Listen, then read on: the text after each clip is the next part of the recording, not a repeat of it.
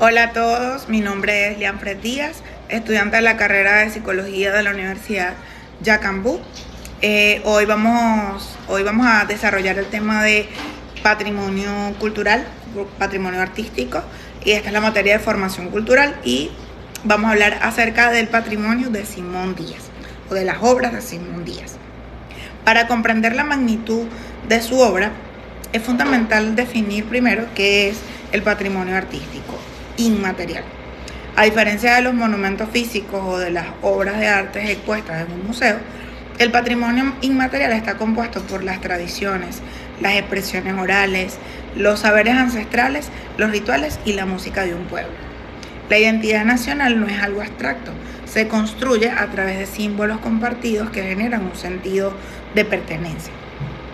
El patrimonio artístico funciona como un ancla emocional. Por ejemplo, su conexión con el origen. Nos recuerda quiénes somos, de dónde venimos y especialmente en momentos de cambio social acelerado.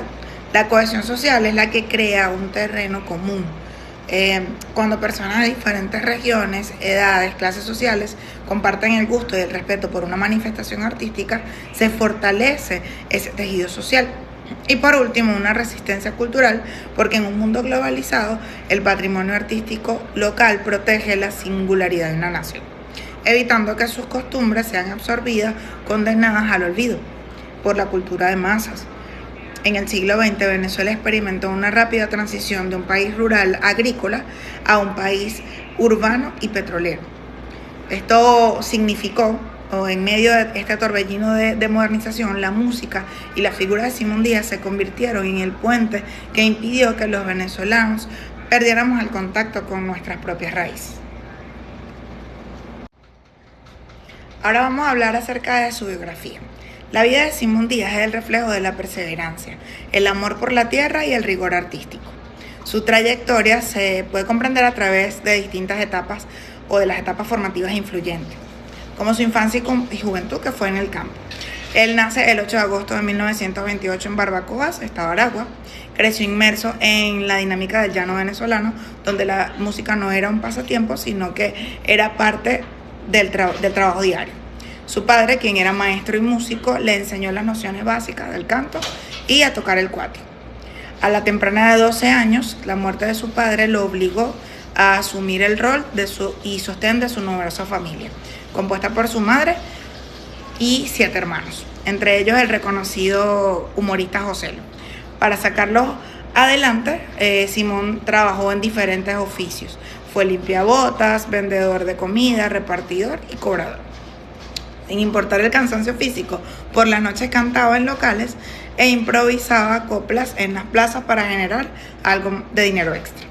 Esta dura etapa forjó su carácter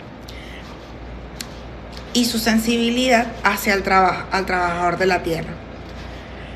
En los años 20 o en sus 20 es consciente de sus limitaciones o las limitaciones del campo y decide emigrar a Caracas en búsqueda de mejores oportunidades.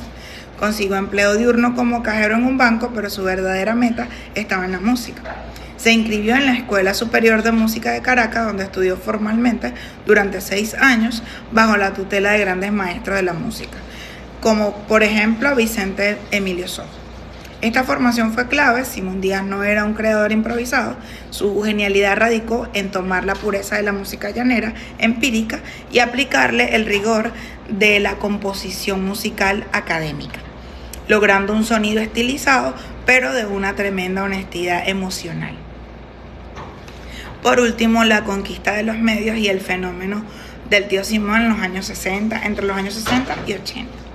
A partir de esta década, de la década de los 60, Simón Díaz entendió que el folclore no debía quedarse relegado en el campo y utilizó la radio, el cine, el teatro, sobre todo la televisión, para masificar la música tradicional.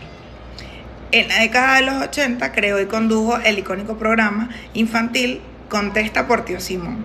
A través de este espacio educó a toda una generación de niños venezolanos mediante coplas, adivinanzas, juegos y fábulas sobre la fauna, la geografía y los valores ciudadanos. A partir de allí dejó de ser un cantante para convertirse en el tío de toda una nación.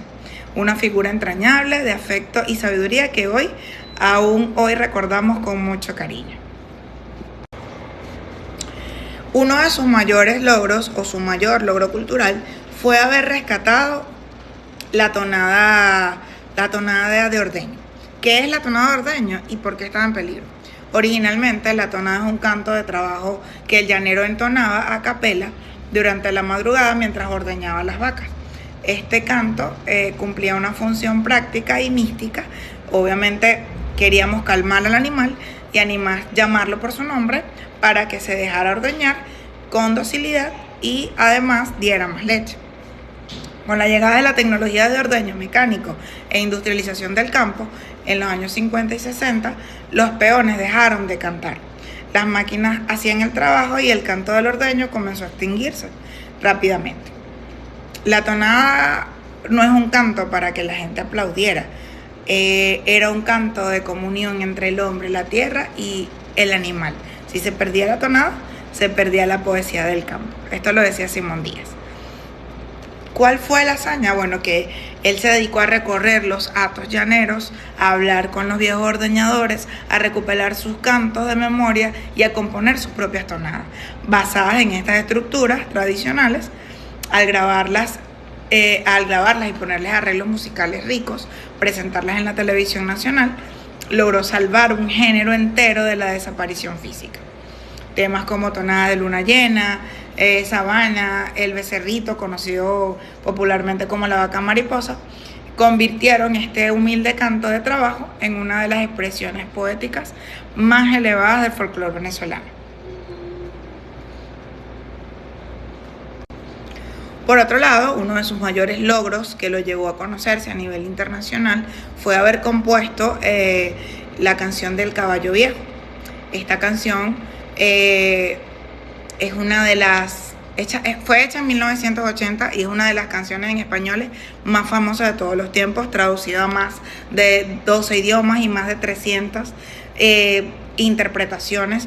Ha sido interpretada, valga la redundancia, por artistas internacionales de la talla de Plácido Domingo, Ray Connors, Celia Cruz, Rubén Blades, Julio Iglesias, los Gypsy Kings. Luego también un reconocimiento como lo fue el Grammy, esto debido a su excelencia musical. En el 2008 la Academia Latina de la Grabación le otorgó esta grabación en reconocimiento a su trayectoria y a su incalculable contribución al patrimonio musical de América Latina. Por otro lado, fue el reconocimiento de la UNESCO, que fue distinguido con el título de Artista por la Paz por su constante labor pedagógica y de preservación de las tradiciones culturales. Y por último, uno de los grandes reconocimientos fue el Gran Cordón de la Hora del Libertador del 2012. Esta es la máxima distinción del Estado venezolano y fue otorgada como un reconocimiento oficial a su rol como el más grande protector de la identidad nacional en el siglo XX. Simón Díaz falleció el 19 de febrero de 2014 en Caracas, pero hoy su obra sigue más viva que nunca. Su música cumplió un rol sociológico vital.